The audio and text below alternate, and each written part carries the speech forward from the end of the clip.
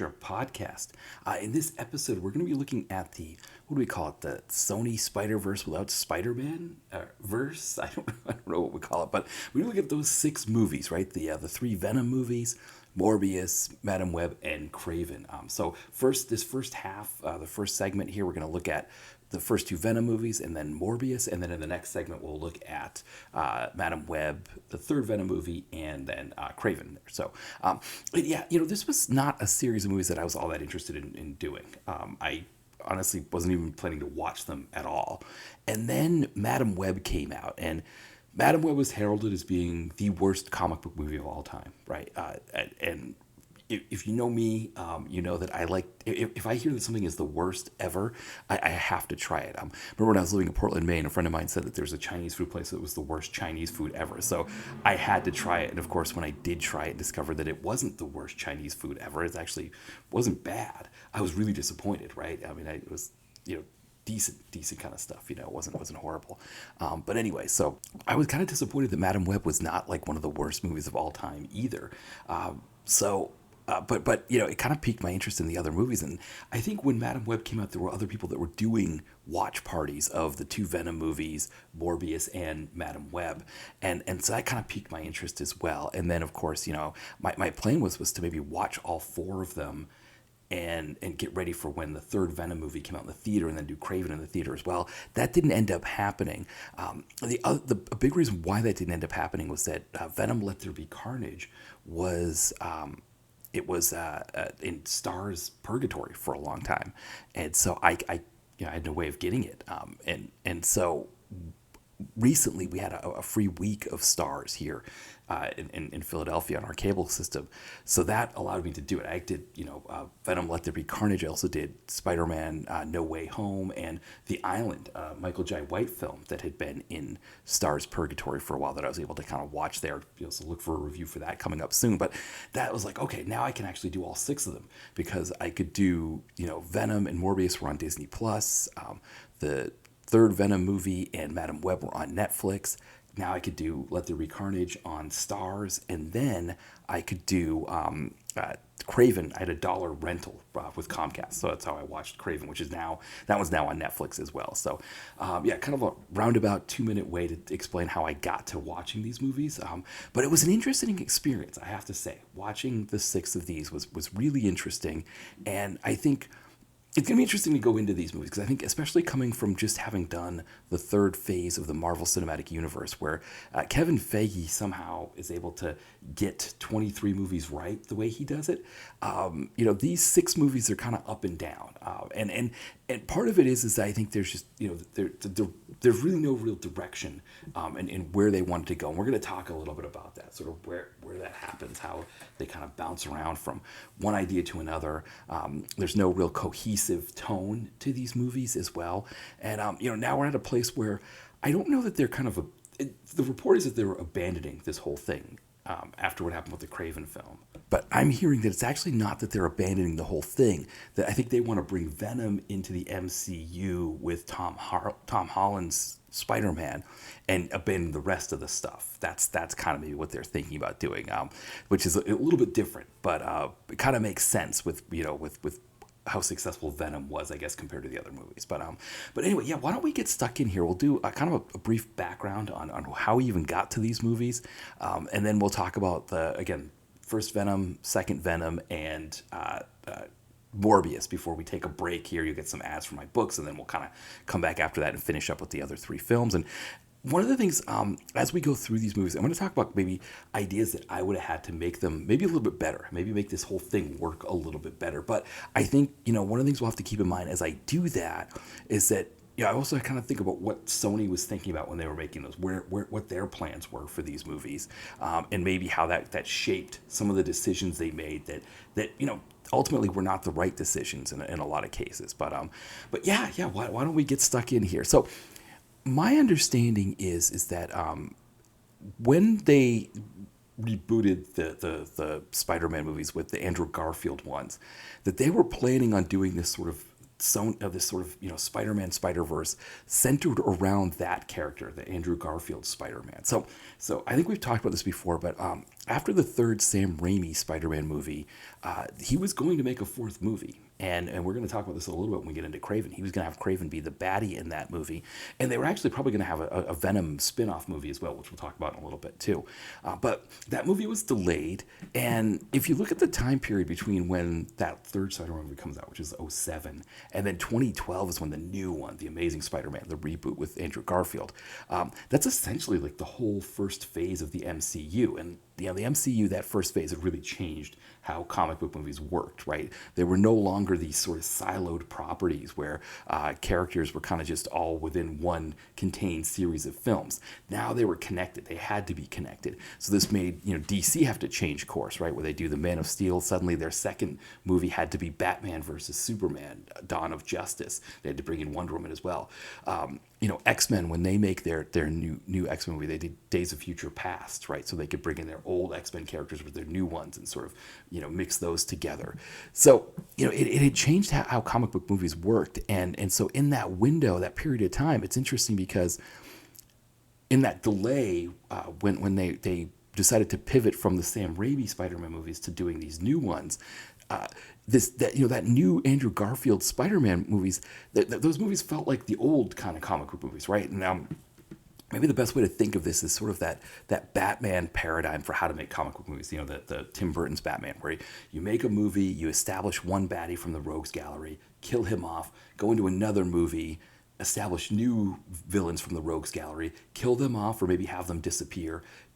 And keep adding new baddies, but really don't return to the old baddies, right? Every movie has a new series of baddies that you're adding to them, and the Spider-Man movies, the Sam Raimi Spider-Man movies, followed that paradigm, right? It was there was a new baddie. I mean, yes, they would carry on James Franco's Green Goblin, Norman Osborn character throughout the film, but for the most part, he was just adding new baddies, and that's kind of how all the comic book movies were really working to that point. They were all following that original Batman paradigm, and so when the Marvel Cinematic Universe changes that and says, no, well, you can't just do it that way. You've got to start adding in other heroes. Maybe even have the baddies be heroes from other movies. The Spider-Man, Amazing Spider-Man, that Andrew Garfield Amazing Spider-Man movie, it felt like the old stuff, right? It felt like they weren't doing anything new. It's like, why are you rebooting this? You're rebooting this, but you're not giving us anything new for that.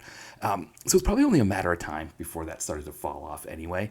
And it's interesting because the second movie, that's the one that just makes them decide to pivot. But they were planning after that second movie, I believe, to make a third Andrew Garfield movie, but then also start making Venom and kind of building out that universe more there. And that second Amazing Spider-Man movie, it comes out in 2014, which, if you remember, that was kind of a big year for comic book movies.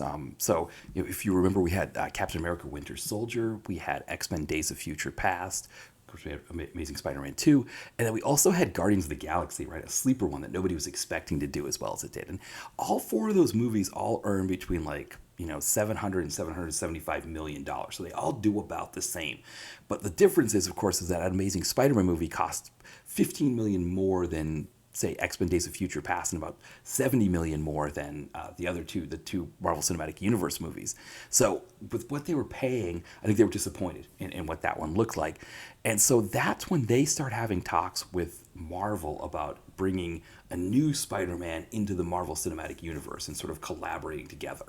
Now, one of the things I'm not sure about was how much Andrew Garfield knew about this. Like, I think my sense of it was that he thought they were going ahead with a third movie, and I don't know if it was as stark as like he found out when we found out when the email hack, the North Korea email hack of Sony came out, and we saw the emails between Marvel representatives or Disney representatives and Sony about doing that collaboration. I don't know if that's where he found out, but it was one of those things where he thought they were making a third movie, and then like kind of the rug was pulled out from under him.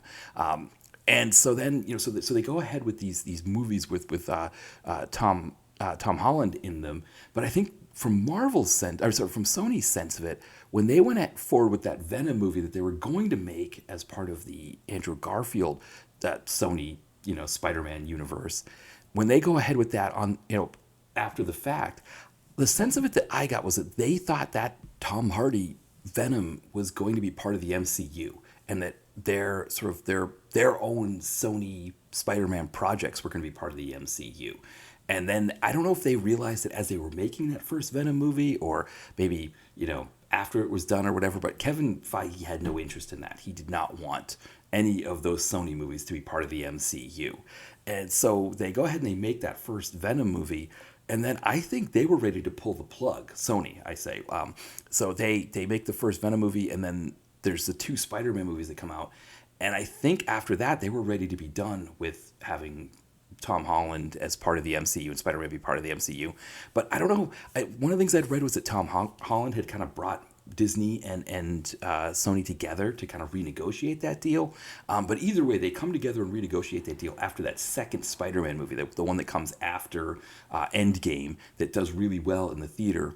And they work out a deal that I guess allowed Sony to use Tom Holland's Spider-Man in their Sony Spider-Verse as well. But the thing that they discovered was that, one, the way that Marvel develops the MCU, the multiverse, made it kind of difficult to kind of bring Tom Holland back and forth between the MCU movies and the Sony Spider-Verse movies, because essentially they had established that Tom Hardy verse, you could call it. I don't know. That Sony Spider-Verse was its own thing.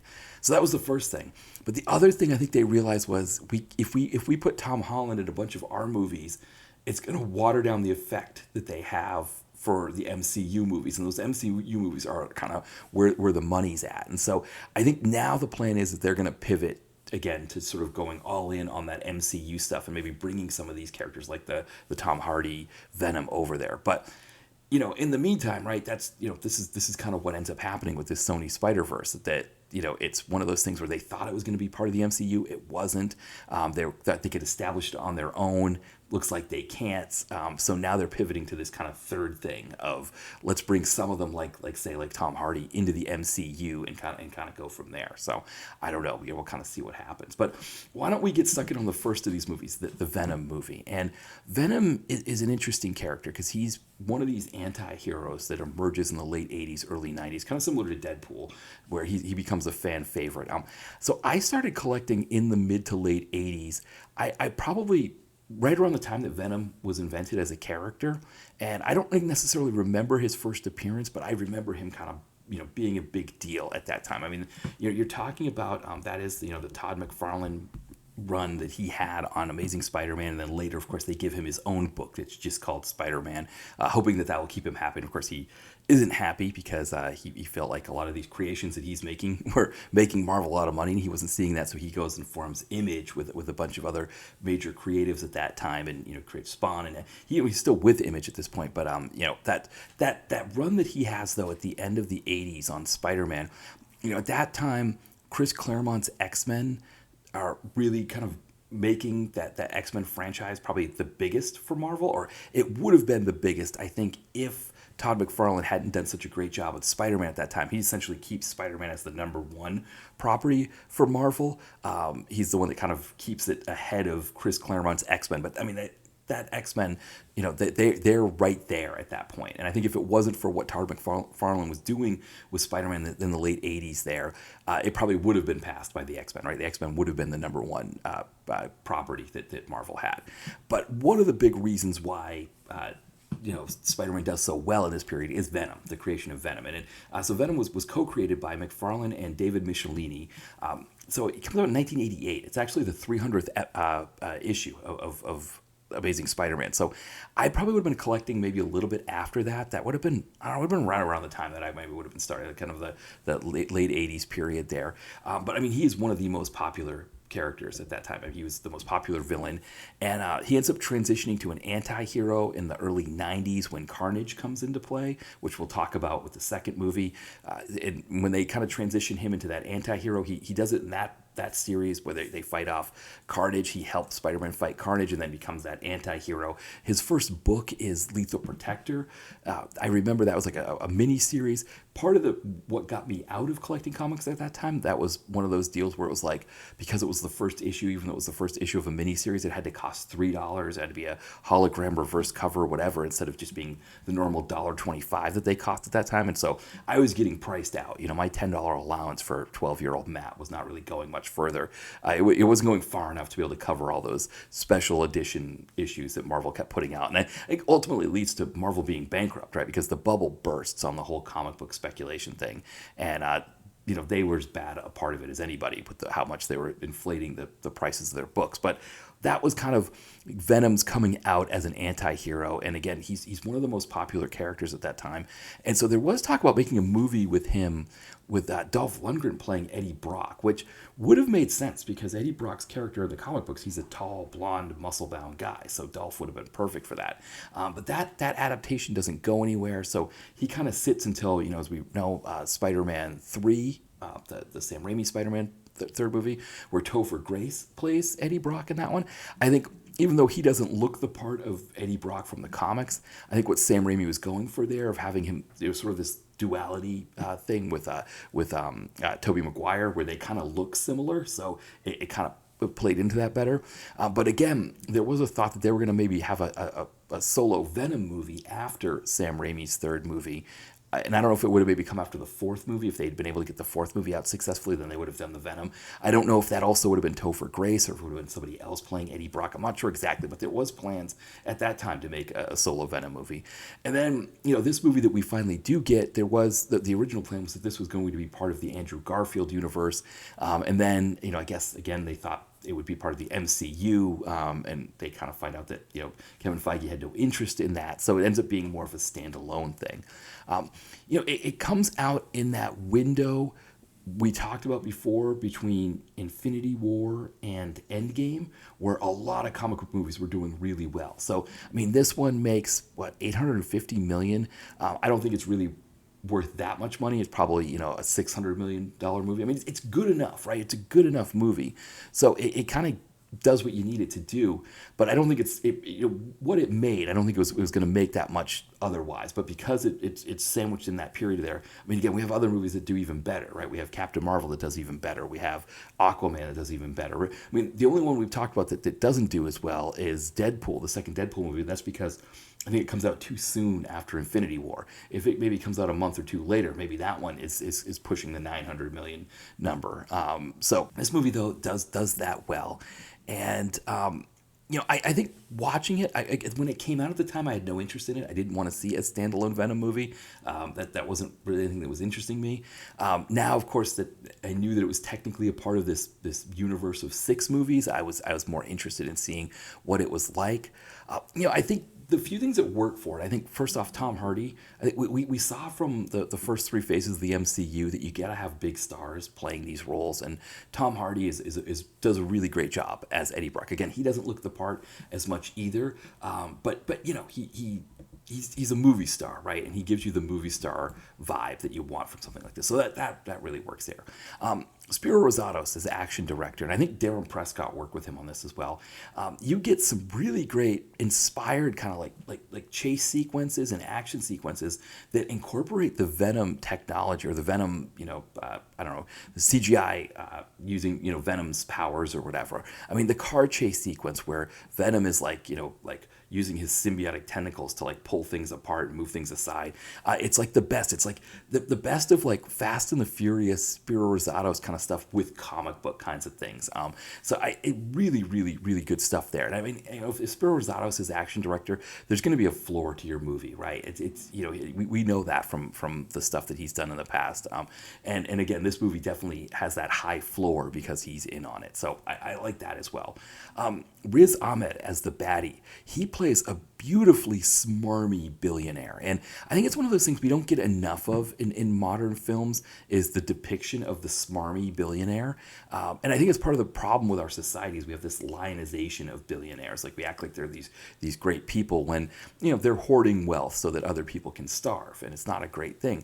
This character is really perfect in that he's doing these kind of evil, horrible things as a billionaire, but he in his mind has he's this way of explaining it off to other people. But again, the smarminess is there. It's beautiful. And I had read that Riz Ahmed, I think, in his real life outside of his acting, that he is something of an activist. So he probably sees through billionaires in that way and kind of brings that to the character. So that was really good.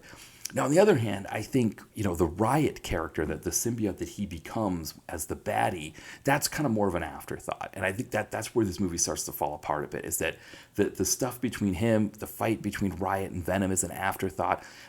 Too much of that stuff just happens. I think Venom is there to he's there to invade Earth, and then he has a change of heart. The change of heart comes really quick for me. So there are a lot of kind of afterthought-y things in this movie that make it not like a real fantastic one. I mean, it's like a B or a C movie for me. It's not like it's horrible or anything. But again, for what I would have wanted the Venom movie to be, it has a lot of things that I really would have wanted. But then again, there's things that I think, I would have liked, again, for example, that Riot character that Riz Ahmed's baddie becomes. I would have liked that to have been more fleshed out. I think the fight scene between him and Venom, it's almost kind of afterthought-y how Venom defeats him, where it's just sort of like, oh, he's escaping in a spaceship and Venom blows up the spaceship. It's kind of like, well, that's just, I don't know. I just seemed like it was too easy to do. There's also like another symbiote who's sort of like hopping from person to person, making their way from like Asia all the way to the U.S.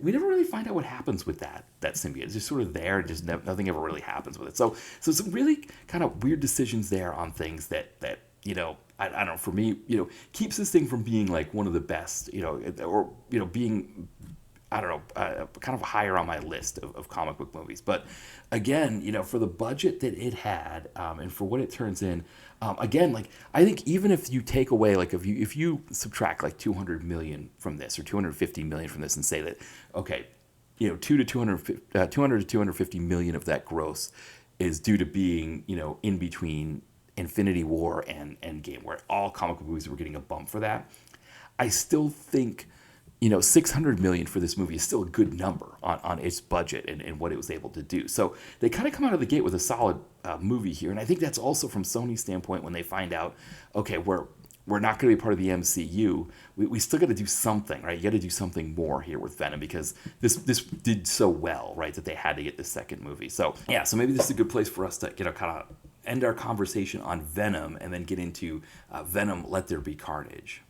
All right, so Let There Be Carnage, right? That one, it comes out in 2021. I think the plan was for it to come out in 2020, but the pandemic pushed things back.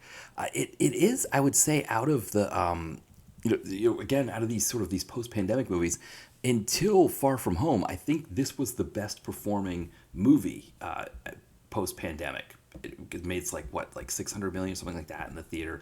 So it does well enough that for coming out at the time that it did. It doesn't quite make 600 million, it's 500 million. But again, until Spider-Man No Way Home comes out, there wasn't a comic book, or there wasn't a movie that had made that much money. And you look at like Eternals doesn't do well in November of that year. Of course, Morbius, we're going to be talking about in a little bit, doesn't do well kind of after that. But this one, this Venom: Let There Be Carnage, I think between the fact that it was a shorter run period, I think people were interested in seeing Tom Hardy again. I think that's another piece of this, is that he helps with these movies. And I think the Carnage character is another one that interests people. So, I mean, yeah, maybe we'll get into, again, the history of that character as well. So Carnage, I remember when he was introduced, and he's introduced in 1992. He is, was an episode, according to Wikipedia, it was issue 361. But he's created by, again, David Michelini, but with Eric Larson and Mark Bagley. So Eric Larson, I guess at this point, he hadn't moved on from Amazing Spider-Man, so he takes over Amazing Spider-Man from Todd McFarlane in the early 90s, late 80s, early 90s, when McFarlane gets just the straight Spider-Man book. So there's 4 Spider-Man comics at the time, if you remember. There's Amazing Spider-Man, that was the original. Then Spectacular Spider-Man comes around in the 70s, Web of Spider-Man in the 80s, and then McFarlane gets the one that's just called Spider-Man. It was like more of a prestige title.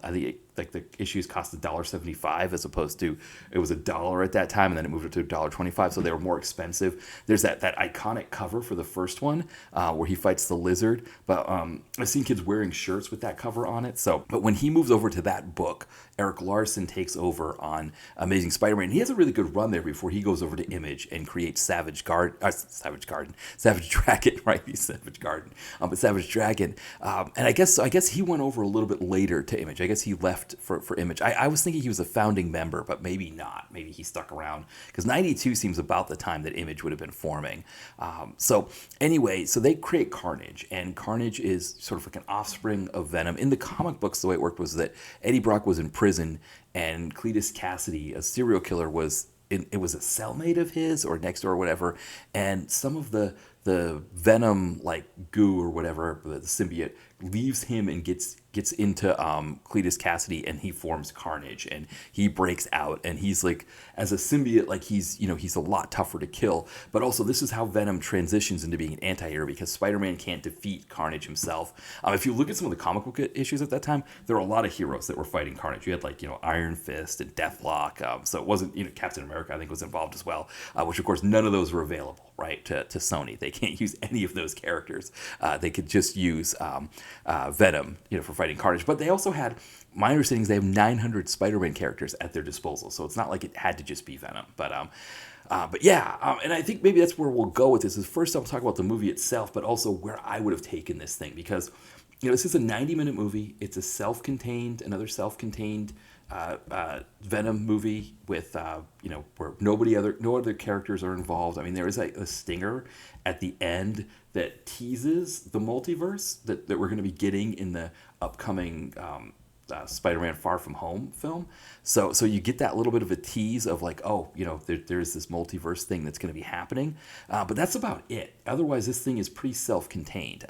So there were some things that I liked. I mean, I think, again, the action worked for me here. I really like the Odd Couple vibe that they have between Venom and Eddie Brock. I thought that was kind of when you're looking at movies like this and you want to see like what are some new takes on comic book genre, I think that idea of the symbiote and the host having an Odd Couple like vibe is something that always it's a fun take on that. And I think one of the things I had read was that Sony had wanted some offbeat kind of different things in their comic book movies. Now, granted, they also wanted big budget productions that made them a lot of money too. So I think there was that. They kind of, again, part of the identity crisis thing where they didn't know exactly what they wanted. But I think that piece was an interesting one. And I think it's always kind of fun with these comic book movies to get something beyond just the standard, rote kind of comic book stuff that you get in a lot of these. To do something different like that, the Odd Couple thing kind of worked. So you get some of those things. The other thing, I think, Carnage himself was cool, right? He looks cool. I think Woody Harrelson does a really great job as the baddie, as Cletus Cassidy. So I thought that worked as well. I like the addition of Shriek, who is like the girlfriend of that character. That was another character they added. They added in from the comics that I thought was really cool to include her as well. From an action sequence, we have Brian Smers now as second unit director, so he takes over from Spiro Rosatos, and I think he does as good a job. He's always another solid action director, and so I think we get some really good stuff there with that. Where we run into problems, I think, first off, Carnage as a baddie, he's like a Loki level baddie. And you think about the first phase of the Marvel Cinematic Universe, what do they do with Loki, right? They bring him in the Thor movie, and then they bring him back for the Avengers movie, and he's the big bad that everybody has to defeat. And I think that's what Carnage should be as well. I don't think he's a one-off baddie in a 90-minute movie. He's not someone that you just defeat and that's it. He's someone who should be back. I think the third Venom movie should have been fighting Carnage with maybe all the other characters that we're going to be adding in here. That should have been the plan. One of the things from the comics that I know is that there's the god Null, which we'll talk about when we get into the third Venom movie. But Carnage prayed to that god, right? And I think if he collects some other symbiotes and they pray to that god, like maybe Shriek still gets killed off, but he survives, and he and some other symbiotes that are hanging around, they kind of form this army that we can kind of be like, oh boy, this is going to be happening soon, right? Something big there is going to be coming. But again, that's not what happens. He's a one-off baddie. Everything that you want from Woody Harrelson playing that baddie is there. The character looks the part, like from a CGI standpoint, he looks great. But again, they allude to things like, Venom says, oh, he's a red one. Like, he's afraid. He doesn't want to fight Carnage. He's a red symbiote. And they don't really explain why a red symbiote's a big deal. Why that should why we should be concerned about that. So again, these pieces of things that never really fully materialize. And I think, when you're bringing on a baddie like Carnage, I think you need to yeah, there's going to be something bigger to that. And again, when you think about Marvel Cinematic Universe, what they did with Loki. I mean, I don't know how many young millennials have animals named Loki. Right, go on Instagram and watch cat videos. Every third one, the cat is named Loki. So that shows you how again the way that they pivoted by having Loki kind of come in and be the big baddie in the Avengers movie, and then also be like sort of like an anti-hero in the second Thor movie. You know, he becomes this great thing. I mean, I don't know if you could do that with Carnage. Again, Carnage is based off of a serial killer. I don't know that you could really make him pivot that way. But again, he's the kind of baddie that you'd want hanging around and fighting other heroes for other movies. And so I didn't really like that he's just kind of a one-off baddie in a 90-minute movie. There's a really weird thing that happens with Michelle Williams' character. I might explain why she's not back for the third movie. The damsel in distress thing is just really weird. It's like part of it is CGI. There's like some I don't know, homage to, I don't know, King Kong, maybe to, you know, making fun of the second Spider-Man movie with Dr. Octopus.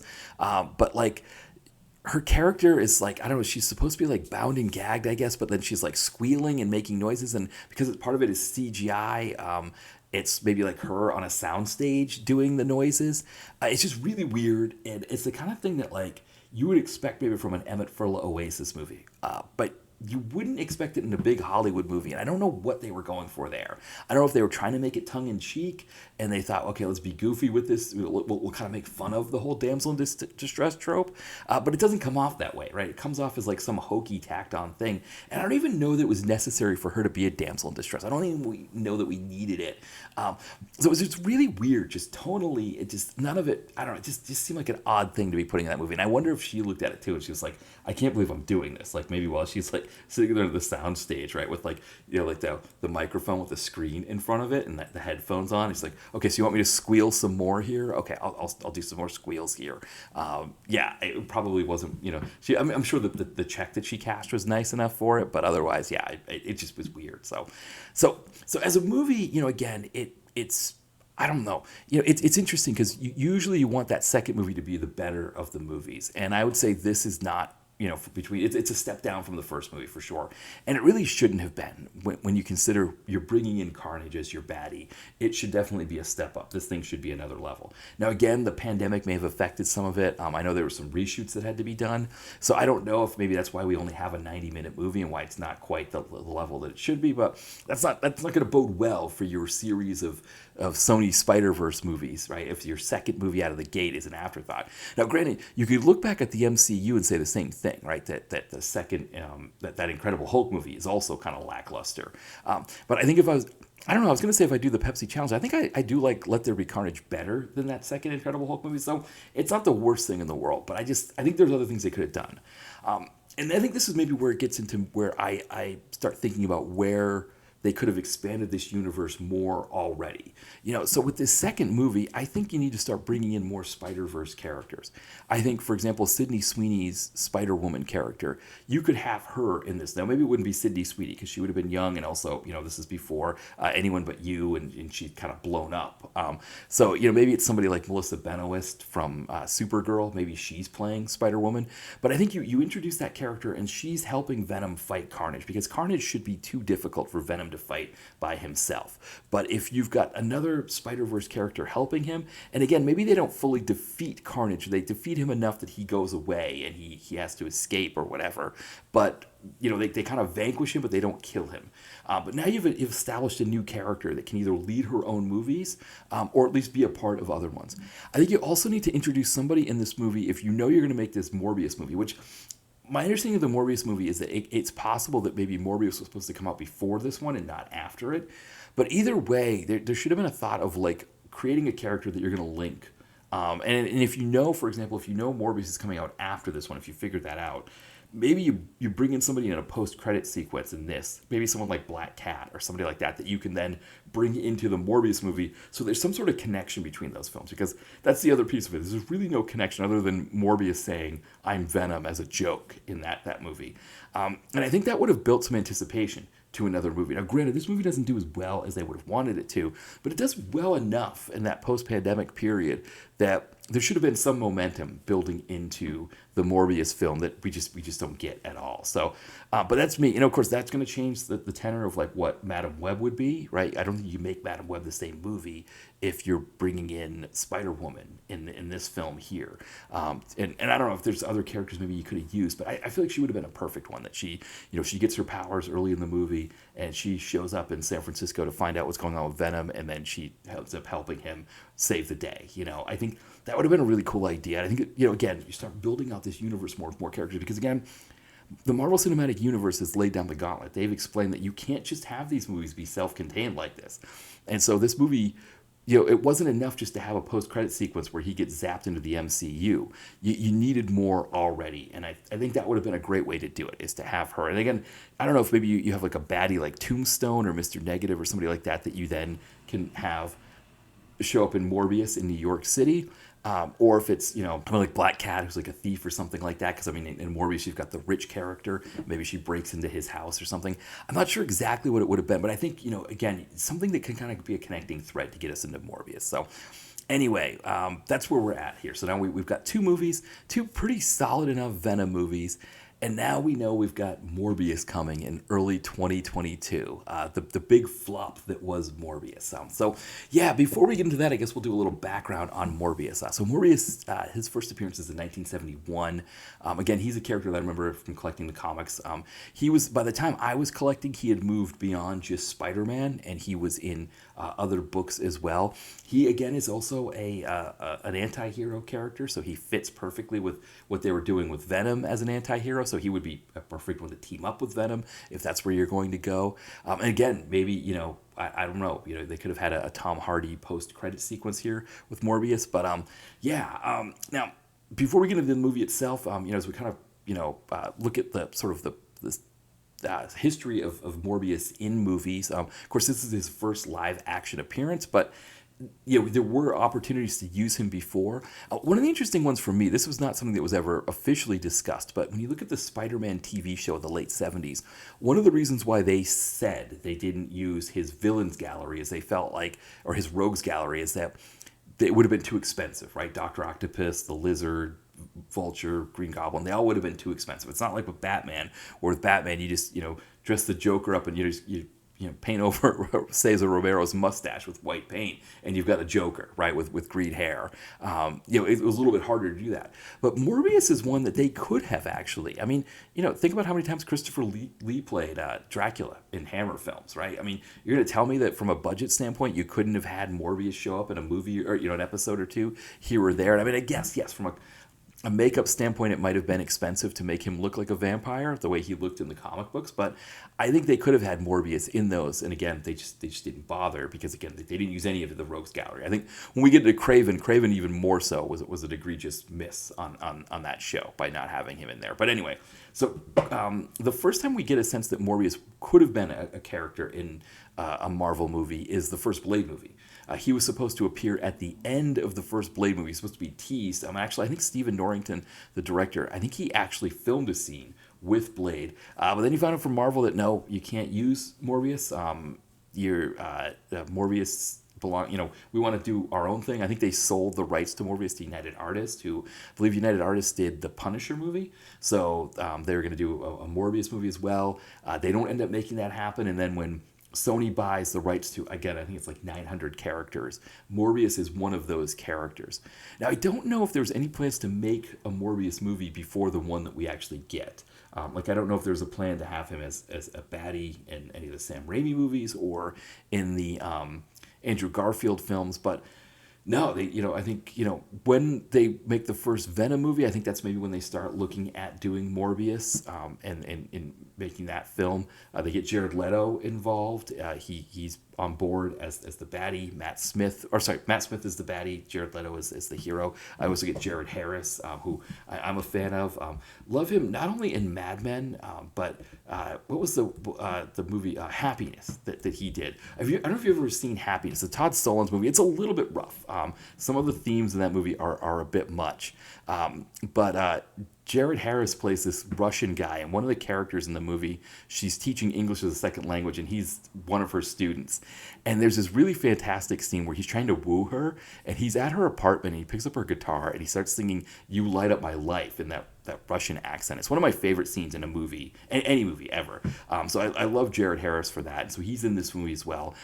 Adria Arjona plays Martine Bancroft, who is like sort of the love interest to Michael Morbius or Jared Leto's character. Interesting, we also get Tyrese Gibson as a police detective who's supposed to be investigating Morbius. And yeah, so we get some names in this film as well. But yeah, this movie, it flops really bad, right? I mean, when, Spider-Man No Way Home comes out in December of 2021, and there was a sense of like, hey, comic book movies are back. Everything's back now, right? Morbius should have probably done better. And it doesn't. Morbius, it actually came out my birthday of 2022, so it came out on my 43rd birthday. I'm trying to think what I was doing on my 43rd birthday. I don't remember what I was up to then. But anyway, I don't had anything going on then. But I didn't go see Morbius. I'll tell you that. I didn't go see Morbius. It does. I mean, for a movie with a budget of like 80 million, it does about 160 million worldwide. Now I don't know if that's because it had two releases. I think it did better in a foreign release than it does sort of nationally in the United States or U.S. and Canada. But one of the things that happens is because it becomes a darling of the memosphere, Sony misunderstands the tone of the memosphere and thinks that there's like sort of an underground popularity to the film, and they re-release it, and it does horribly in that second re-release there. So, yeah. I from my own standpoint, again, Morbius is another one of these movies that I hear all of these things about how bad it is, and I think, oh, this is going to be that bad, and then I watch it, and I'm like, yeah, it's not really that bad. Again, think about how the kids list things. You have like S tier, A, B, C, D tier, and F tier. This is probably more like the C tier range, but I mean, I can think of like 5 or 6 comic book movies that I think are worse. I think it's worse than this movie. I mean, Superman 4 is worse than this movie.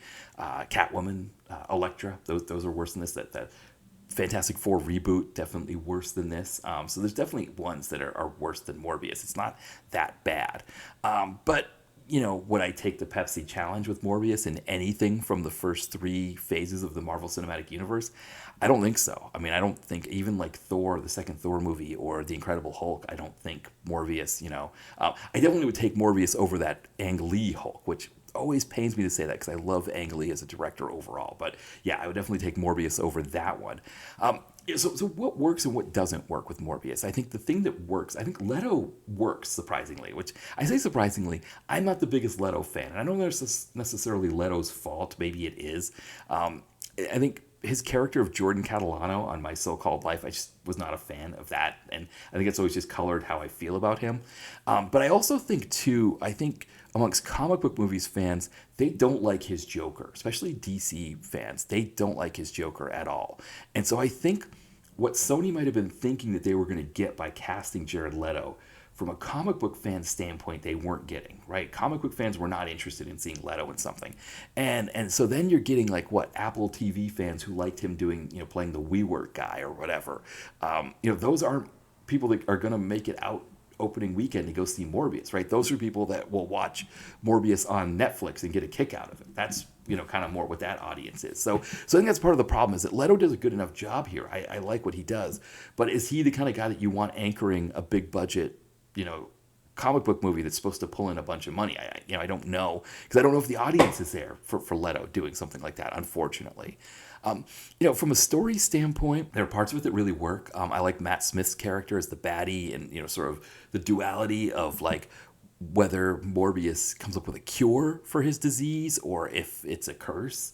And the fact that that Jared Leto's character, Dr. Morbius, he sees it as a curse, whereas Matt Smith's character, he sees it as a blessing, right? He's his character's name is Milo. He sees it as a blessing, that he sees it as a kind of a fun thing, and like I don't know, say liberating. He sees it as liberating, and I kind of like that duality there. I think that was kind of a fun thing, and it would have been interesting to see them play on that a little bit more.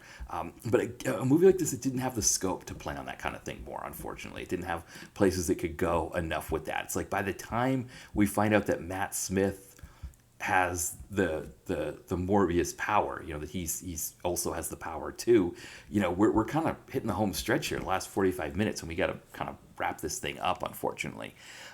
The fight scenes were weird looking, right? There was like all this kind of like smoke stuff around everybody when they were fighting each other. Don't know what that was. Don't know that we needed that, but that's what we got was smoke stuff. So that was kind of a weird thing there. There was this thing at the very end where Leto, you know, where Morbius is fighting Matt Smith, and I don't know what you call it, but like he essentially like Beast Man's a bunch of bats, right? Because you think of like Beast Man, right, where he can talk to animals. Somehow, I guess Morbius can do that with bats, and he just calls a whole bunch of bats to come in and defeat Matt Smith. I'm sure that probably sounded great on paper, like the script wise that probably worked, but from a visual standpoint, it was just waiting to get memed, right? That was the deal. It needed to be in the memosphere. So you know, so that part is just kind of weird.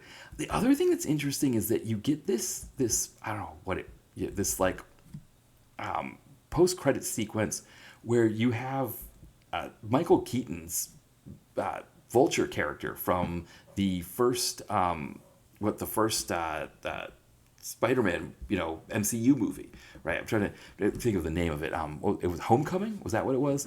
But you know, you get Michael Keaton's Vulture character, and it's supposed to have like some sort of, it's supposed to be like something to do with like the multiverse thing, which again, doesn't really make any sense because when you watch No Way Home, what's his face, Doctor Strange, like he reverses the spell and everybody goes back to where they came from.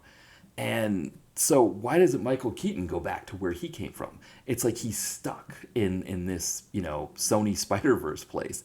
And there's this sequence where at the end where he like flies over to Morbius and he's like, "Hey, I don't know what I'm doing here, but you know, I thought maybe we could do some good." And Jared Leto's like, "Oh, that's intriguing." It's like, what's intriguing? What are you talking about? And even Michael Keaton was like, "I don't know what I'm doing in this movie. I don't know why I'm here. Like, I don't know what they were, you know, what we were shooting or what the point of any of it was." So it was just really, really weird. And again, this was the place that you needed to connect people from the Venom movies. That's really what you needed to do. You didn't need somebody from the MCU. You didn't need Michael Keaton, who I love his Vulture. I mean, probably one of my favorite of the Spider-Man baddies, right? He does such a great job.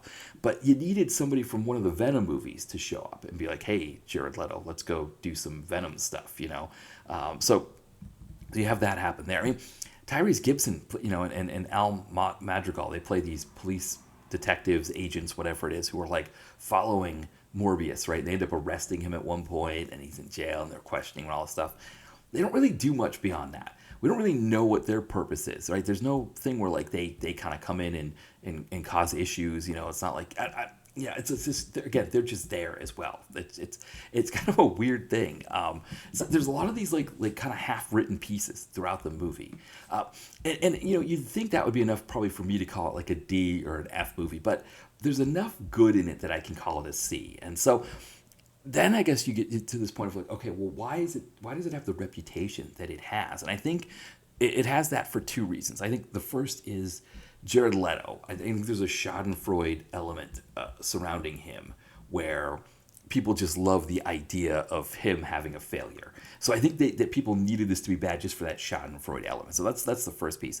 But I think the other thing is, I think in the memosphere, there's sort of this binary of ones and zeros where it's like something is either the most amazing thing ever and we just have to celebrate and call it the greatest thing ever, or it's a zero and it's like the worst thing ever and we just need to crush it as much as possible.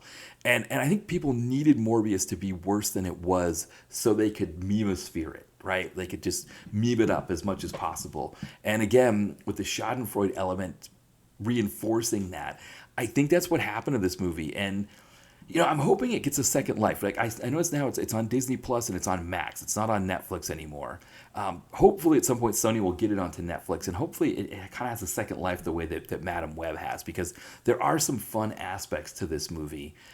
But, you know, overall, it's unfortunately it's a dud. And I think the other thing you needed to do, we talked about it, like whether it's a post credit sequence or even having some of these characters. I mean, my adding Spider Woman. Do we bring Spider Woman into this movie? I don't know. Somebody like that needed to be in this movie to sort of help prop it up some. Even if ultimately you wanted it to be a story about Morbius fighting his childhood friend who also becomes a Morbius or a vampire or whatever. If that's the idea that you wanted to go with, that's another element of it. Like, if you wanted to be a standalone movie for Morbius and then bring in the characters in post-credit sequences as opposed to having them involved throughout the movie, I get that a little bit more. But I think the other thing, too, is that if going in that, I think, again, Sony did a misstep in casting Jared Leto. I like Jared Leto as his character. I think he does a great job as his character. But he's not going to bring the audience that Tom Hardy is going to bring with him. And so if he's not, then you need to start adding other characters that can at least buttress the film a little bit more. And I think one way that you could do that, so recent episode of Todd Liebenau's Forgotten Filmcast, he had guest on Jeanette Ward from the Mundane Adventures of a Fangirl. It's a site that she has, and she does, she's a review site, kind of like we are, and she's a really big action fan. So on that episode, they talk about The Perfect Weapon, which if you haven't listened, you should. It's a really great one. But I noticed that she also reviewed Morbius, and one of the things she mentioned was, why not have Blade in this movie, right? If Blade's not part of the Marvel Cinematic Universe, why couldn't he be part of this universe? I don't see why not. I mean, Blade stuff is happening in the late 90s, early 2000s, right? So it would have happened, it could have happened well before, it would have happened, I guess, before everything, including Madam Web, I think, to some extent, at least, and to a point that I don't think Madam Web's characters, they would have known what was happening with Blade. So Blade could have been a part of all of this. And I wonder if, Kevin Feige and Disney and all of them would have given them license to have Wesley Snipes in this, because that would have been a really, really interesting way to do it. Now, of course, that takes the punch out of him being in Deadpool and Wolverine. But, I would have added some punch for sure to Morbius if, say like the end of the movie, like there's a post-credit sequence and it's Blade. He shows up and he's like, or maybe he's like watching the TV and he sees like, what's going on here, and that would have been beautiful. And that would have, I think you would have gotten some interest in a sequel for sure. I mean, they could still do it. They still could do that. I think if you're not going to put Blade in the Marvel Cinematic Universe, or if you're going to do the Mahershala Ali version of Blade, you still could have this Wesley Snipes version here. I think, Jeanette Ward, she makes a really great point about this. It was something that I hadn't considered, which I'm usually was always thinking of all these crossovers and all these kinds of things. And I just talked about early in this segment where we were talking about how some of the possible film adaptations of Morbius that we didn't end up getting. That was one, we could have had it. We still could, I think. The thing I think with these, if we're going to do more Morbius, it sounds like direct to Netflix is probably where it's going to be. I don't think you can have Morbius in the theater.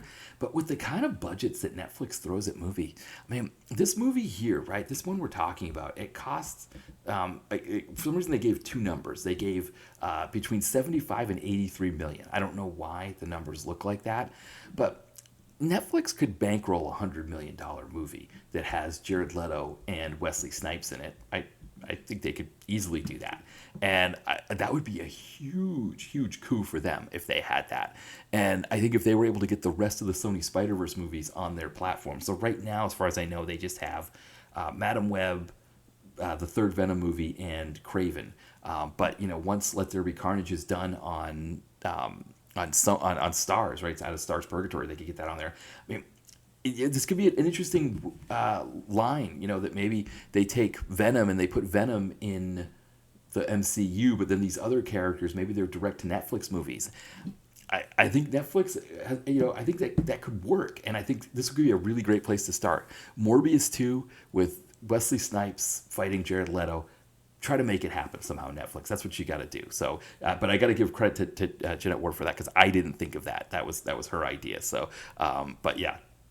Definitely a great idea. So, all right, so we're 3 movies in here, and we've had our first real dud of Morbius, and the duds are going to keep coming here pretty soon. So the thing we have coming up next after we're going to take our break here, you're going to hear about some of my books, But the other thing is we are going to have a writer strike. So we had the pandemic delay movies 2 and 3 of this series. Now the writer strike is going to push everything back. So yeah, why don't we take a break here? You can hear about a couple of my books, and then when we come back, we'll talk about Madam Web, Venom, Last Dance, and Nadia and Aiden, available now. Told in a unique, dual first-person narration style, Nadia and Aiden explores what it means to be American from the standpoint of two kids who grew up in France with an American mother. It also looks at how we define family beyond DNA and blood relations, when life isn't always that simple. You can find Nadia and Aiden on Amazon in paperback, Kindle, and Kindle Unlimited. We are back, and The link yeah, is we're in going the to look at the podcast. next 3 movies, the final 3 movies in the Sony Spider-Man without Spider-Man verse, or whatever it is. Before we do, a couple of things I want to touch on from the last one. I was trying to say Beast Man talks to animals. I meant Beastmaster, the Mark Singer character who then was played by Daniel Goddard on the syndicated TV show. Beastman, right? He's just a baddie from He-Man who I don't think he could talk to animals the way that Beastmaster could. But that was what I was trying to say. I don't know why I said Beastman, but I did. So there's that. But yeah, and I think before we get into Madam Web, going back to that idea of Blade being in Morbius, I say you just Lucas those 2 post-credit sequences that have Michael Keaton in them. Lucas those right out. Just put in new sequences that have Blade and Blade and Jared Leto, and tease that the next movie is going to be Morbius versus Blade, and it's going to be Wesley Snipes' Blade. It's got to happen. You got to do it. I think you're already committed, Sony. It's time. Throw the $100. You work with Netflix. The 2 of you together can put up $100 million and make this film happen. I'm sure Snipes would want to do it. I'm sure Leto would want to do it. Add whoever else you want. But bring in Sydney Sweeney, right? She's got a whole contract with Sony. Have her play the Spider-Woman. Everybody would love that. Just have the 3 of them in the movie. Just have them fight it out. It's gold, right? Netflix would love you forever if you made that. It would blow up Netflix. So, but anyway, speaking of Sydney Sweeney, we need to get in here on Madam Web. So, Madam Web was the first movie out of these 6 that I saw. For a long period of time, it was the only movie that I'd seen, actually, until I did this watch for this podcast. I had only seen Madam Web.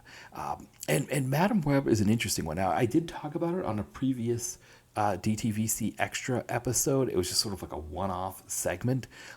So I have talked about it before. It was back in May 27th, DTVC Extra 25. So I was finishing up the John Wick movies. I did 3 and 4, and then I tacked Madam Web onto that. So I kind of get a little bit more in depth on that there. I think this here is maybe a little bit more of a talk about like what happened here with this movie and sort of what happened within the context of these other the other 5 movies that it was supposed to be a part of. Because one of the interesting things that I read about this movie is that director S.J. Clarkson, who I believe worked on the Jessica Jones series, which was really good. I haven't seen the 3rd season of that, but I definitely liked seasons 1 and 2 of that. But S.J. Clarkson, she said this was supposed to be a self-contained movie. It wasn't supposed to be part of a greater universe, which is interesting because Sony had pushed the timeline back. Originally, they wanted the movie to take place in the 90s, and the Peter Parker who was born at the end of the movie was supposed to be the Andrew Garfield Peter Parker, which would have worked out really well. And then they decided, no, let's do it 2003, and we'll have it be the Tom Holland Peter Parker is the one who's born, which I guess fits, right? He'd be like 14 or 15 when he starts making the MCU movies. I guess that kind of works there. So that would mean that it wouldn't be a standalone movie if they're trying to shoehorn it in like that. The other thing is, again, Sony talking about them wanting to let directors do unique things with comic book movies. I think they thought it would be a great idea to have S.J. Clarkson do some unique, interesting things with comic book movies. Like, for example, have the characters only appear in their costumes in, like, some kind of, like, not flashbacks, but premonitions, but really not be that. I don't know if Sony also signed on for a babysitting movie, because that's what a huge chunk of the movie is. It's just Dakota Johnson's Cassandra Webb character babysitting 3 future Spider-Women who are just teenagers at the time. But that's part of the movie as well. So I don't know that this is exactly what Sony. I mean, again, S.J. Clarkson was like, it's not a comic book movie. It's a thriller. Think of it more as a thriller. I don't think that's what Sony wanted, and I believe what happened was with it, when this movie bombs, and it does, I think it does even worse than Morbius does. When it bombs, they were not happy. Sony was pissed. But again, I don't know what Sony had to be pissed about, because they were the ones who were like, oh no, go ahead and make your own movie, S.J. Clarkson. And then they were like, no, we need to kind of make it fit within our greater universe. And then they're like, we want a blockbuster. We want to make more money. We want, big returns on our movies. And they get none of that, right? They get none of that. The budget for Madam Web is $80 million. The return is $100 million. Now, granted, it's when it has its second life on Netflix as kind of this fun, campy thing that people like to watch. It has this sort of the second life now. It also, like Morbius, it cleans up on the Razzie Awards, which I don't know what you say about that. I mean, again, I don't know, Dakota Johnson deserved a Razzie for this any more than I think Jared Leto deserved a Razzie for Morbius, or even Halle Berry for Catwoman. I mean, I think Catwoman, I don't think that the issues with Catwoman were Halle Berry's performance. And I love the gangster move that she did of showing up to the Razzie Awards and being like, here you are, you motherfuckers. Here's my I'm going to walk up here with my Oscar and accept this Razzie from you, So, and I think the other thing too with Catwoman, just as an aside before we get into Madam Web, I mean, for as bad as that movie is, I get why Halle Berry took the role. I think she looked at, kind of post Pam Grier's 70s films, there weren't a lot of movies for black women as leads in action films, or kind of these strong action lead characters. And in particular, her Storm character doesn't, in Days of Future Past, I think she gets some redemption, but her character is not really well used in those first three X-Men movies. And I think she looked at that and said, okay, well, if you're going to give me this Catwoman movie, I'm going to take it and run with it. And of course, there wasn't much to run with, unfortunately, and the movie doesn't work well. I think she also gets her redemption not only in Days of Future Past, but also in this. I guess it would be the second John Wick movie. I think it's the second John Wick movie, right? Or it's the third one. It's the third movie, right? Because the second one is where he kills the Italian guy, then he's excommunicado. So it's the third movie that he goes and sees Halle Berry. And she really gets redemption for that character there. And it would be nice to see her get her own character, kind of get her own movie there.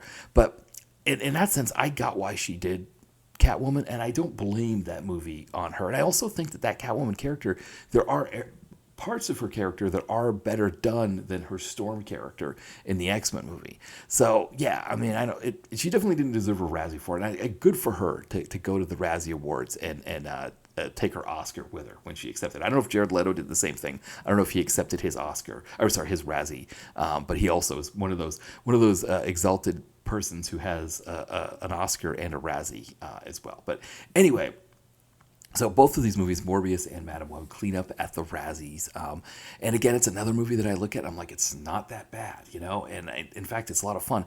It's funny, interesting.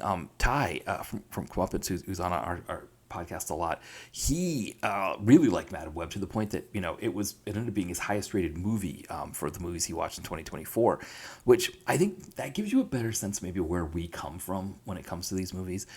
I mean, when Ty and I are on, I mean, we generally don't watch anything as good as Madam Web, right? When we're watching our two movies when we discuss them on the podcast here. So Madam Web is going to look like something much better than an Emmett Furla Oasis movie or something like that.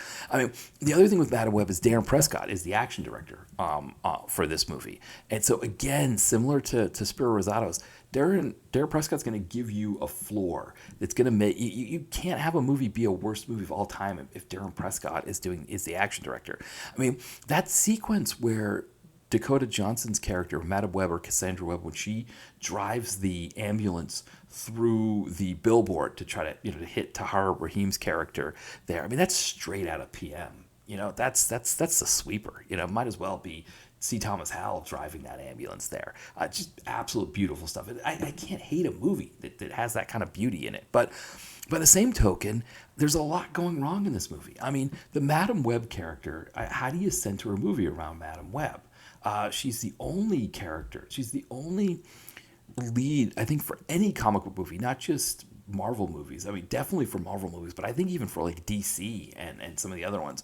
She's the only one to have a movie based on her when she never had a comic book based on her, right? It was never like a solo series. So even like Venom, right? Venom had his own books. Guardians of the Galaxy, they had their own comic book. Ant-Man had his own comic books. But and I guess Kraven, maybe he hasn't had any comic, but I think even he had like a limited edition thing. But again, Kraven comes after Madam Web. But yeah, I mean, so the idea that they were going to greenlight a comic book movie based on a character who never even had her own book just seems off. Like, it doesn't make any sense. And when you're watching the movie, you're like, yeah, this doesn't make any sense. I mean, it is as tonally all over the place as the description of how it came to be makes it sound. There's stuff in the movie that you watch and you're like, man, this is a big budget Hollywood. Kind of similar to what I was saying with the Morbius thing. But I think there's even more of it in Madam Web. I mean, there's some really bad ADR at points because I guess they were trying to just reshoot the movie or redo things in the movie. They didn't like maybe what S.J. Clarkson was going for, despite the fact that they gave her the green light to go for whatever she was going for. And then they were like, oh, now wait, we want to change that. So some of the ADR is just really, really weird. They waste Tahar Rahim as the baddie. And the thing is, like, in the comic books, his character isn't a baddie. His Ezekiel Sims character is kind of more of like a middle-of-the-road character who then becomes a hero later. He becomes an ally to Spider-Man later. And this, he's a baddie. I mean, I love that Dakota Johnson refers to him as Ceiling Guy. Like that. So you get like these fun moments at the same time that you're sort of losing him as this really cool baddie. And again, like I said, he wasn't a baddie in the comic books. So, but I like Tahar Rahim. I'm always a fan of him. And so, as good as he tries to be, and to S.J. Clarkson's point about making this a thriller, I mean, the sequence where he kills Jill Hennessy's character, that's very much a thriller kind of move, right? That just is straight out of a thriller. So some of that stuff really worked on that level, and I really like that. But again, he's kind of wasted as I don't know if say that he's wasted as a baddie. I just again, it's another one of these one-off baddies that just shows up. They're there, they're gone, and you don't see them again. And so again, it's sort of more afterthoughty kind of thing. I mean, again, Sydney Sweeney's character, she had just blown up with Anyone But You. I think it's the name of that movie, the one that she does with Glenn Powell. I always want to call him Glenn Plummer, but he's not Glenn Plummer. He's Glenn Powell. But anyway, she, so she's just kind of blown up. I think she would not, like I said, when I was talking about doing, having her character, the Spider-Woman character in the second Venom movie, at that point, Sydney Sweeney, the character's Julia Cornwall in this, but it's Julia Carpenter in the comic books. I don't know why that is. I guess maybe because she gets married at some point. I'm not sure. But yeah, I would say, she was doing White Lotus at the time. She has like a small part in, like, for example, like Once Upon a Time in Hollywood, but she's still doing like direct-to-video stuff at that time. I guess she was doing Euphoria as well, a small part in Euphoria, but not the kind of actor that you would want playing a big part at the time that they were filming the second Venom movie. Whereas when Madam Web comes out, right, she almost becomes too big for Madam Web, right? She's almost kind of bigger than it. But that's her character, that the Spider-Woman character that she plays is one that you'd want to see in other things.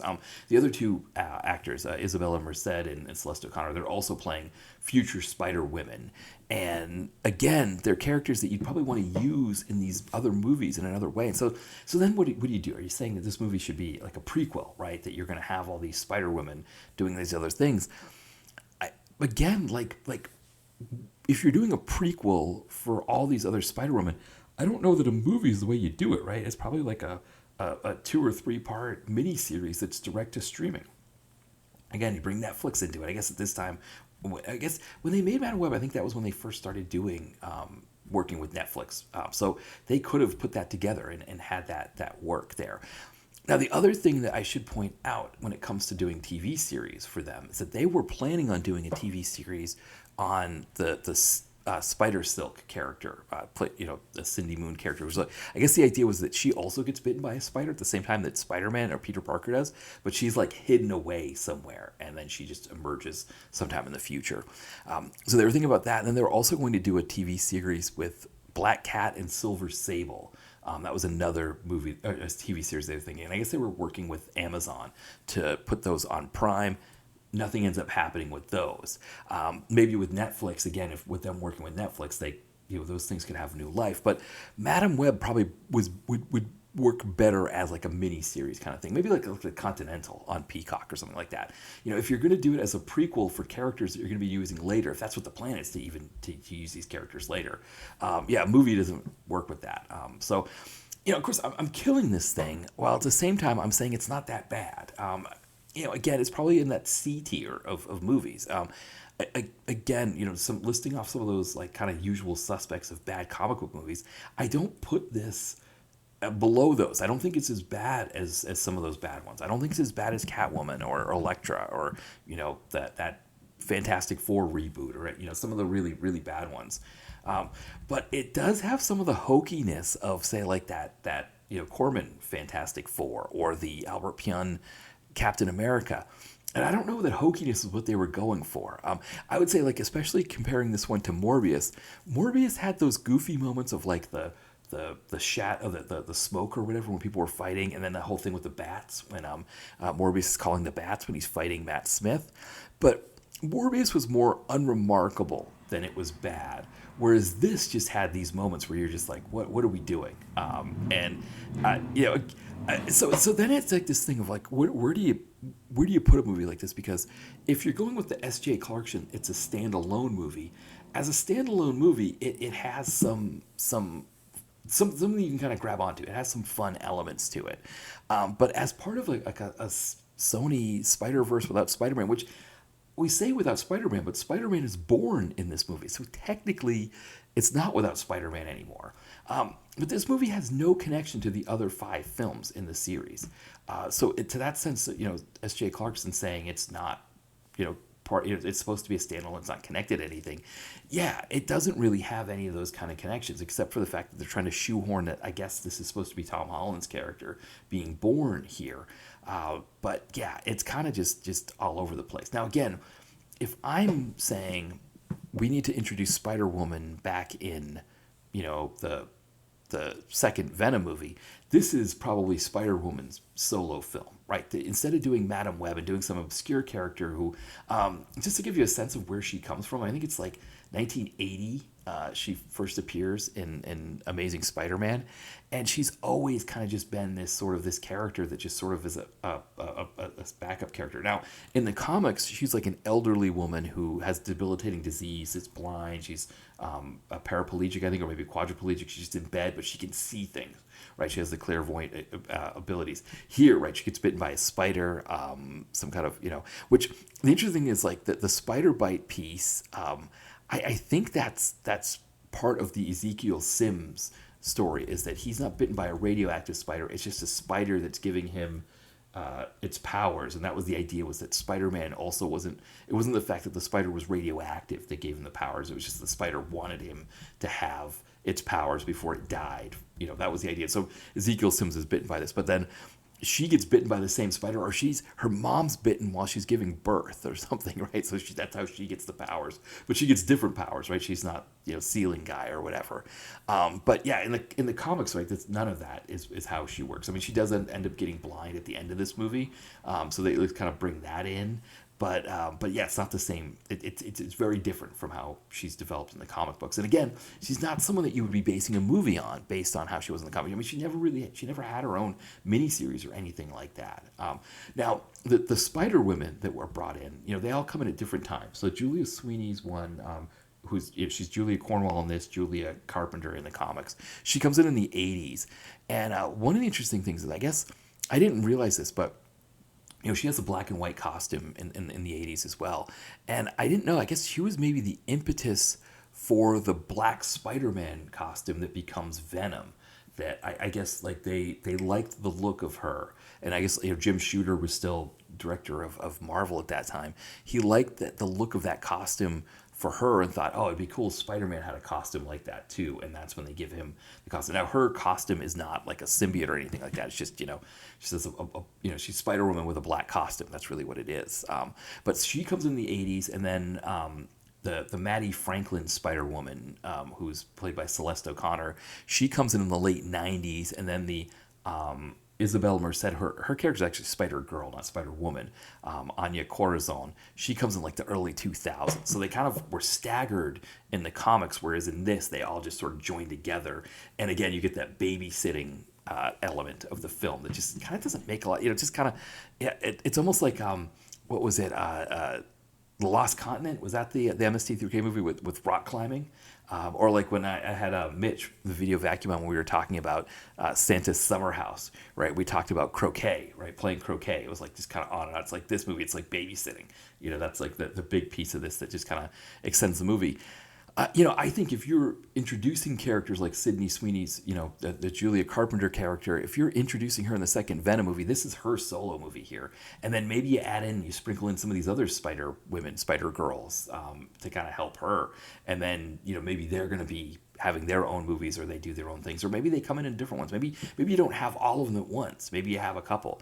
And so, then it's like, okay, what are you going to do with Dakota Johnson? She's not going to play an elderly, infirm woman in a bed, right? That's not really the character for her. So, what I've done with it, obviously, I feel like my idea probably would have done better. I think if, it's a Sydney Sweeney, or not, maybe not Sydney Sweeney, maybe it's Melissa Benoist, as I suggested, that she's playing the one-off Spider-Woman movie, and maybe you pull in some baddies from the Rogues Gallery, from Spider-Man's Rogues Gallery, which is what they end up doing for Kraven. Maybe you execute it better, but you have some of the baddies there. But again, you've also still got like Carnage, right? Because remember, we didn't kill off Carnage in the second movie, so maybe he's still looming, right? And maybe he's doing something. Maybe it's another symbiote that she has to fight or something like that. But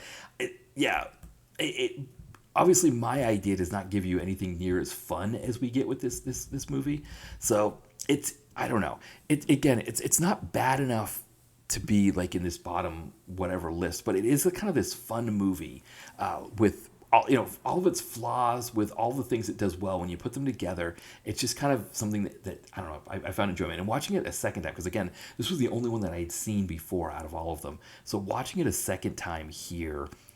I had as much fun with it the second time, but I also noticed I noticed more flaws than I did before. And I also think too, I was like, when it got to the babysitting part, I was like, oh geez, we're gonna do babysitting again. I was like, I almost didn't have the energy for it, and then realized it wasn't quite as long. But I mean, there's other things like there's the scene where the girls are dancing on somebody's table at the diner, and they're supposed to be they're supposed to be, I don't know, like having a good time or whatever, and it's almost just like somebody, just like the director of S.J. Clarkson, was like, okay, so girls dance on the table, and they're like, okay, and they didn't really know what to do. There's a bit like, you kind of see like Sydney Sweeney's like trying to get into it, and she's just like, I guess I'm gonna do this now, or I'll do this, or I'll move my shoulder or something like that. It's kind of all over the place. That's just kind of what this movie is like. That dance sequence on the table to Britney Spears' Toxic, that's kind of a metaphor for the whole movie. And so you either enjoy that or you don't. And then again, Darren Prescott, he brings it, and the action sequences work.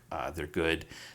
Again, you don't get much better than the ambulance driving through the billboard. So Madam Web, essentially at this point, Madam Web has killed this thing off. So 2 duds in a row, right? Madam Web and Morbius back to back. This thing is dead in the water, but hey, we've got a Venom Last Dance one. We've already shot it. And then Kraven, right? There's this Kraven movie that's still kicking around. They're like, let's just do that one too. And it's almost like Kraven almost kind of feels the same way that second Aquaman movie felt, where it was like, let's just get this thing over with and be done with it. And that's not anywhere you want to be. But my understanding is when I'd read about it was when Madam Web does as poorly as Madam Web does, and it doesn't just do bad in the sense that it is, it doesn't make money from the box office, but it is like memeable, right? They already gone through it with Morbius, and they didn't want to see this happen again, but it does. I think they were, at this point, they were ready to pull the plug, but it was almost like, well, we got to finish off. And I think they thought Venom: The Last Dance would be enough, at least maybe, to kind of, I don't know, I don't know if I want to say maybe still make them some money. I think they still thought there was some money there in Venom Last Dance. Kraven, I don't know what they expected from Kraven. And when we get into that one, it's going to be interesting to see like what they thought they were going to do with that. But Venom Last Dance, I think they thought, okay, we got something here for that. And that one comes out, here in 2024. Now, the other thing I should point out is that all 3 of these movies were delayed by the writer's strike and the actor's strike. I don't know if, like, for example, Madam Web was going to come out at a different time.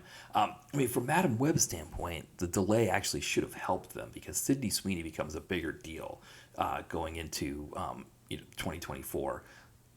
And so, at least in her case, it should have made it a better deal. But all these movies kind of get shelved, and they kind of just all cram them all together in 2024. It's almost like they want to just get them out there, get them over with.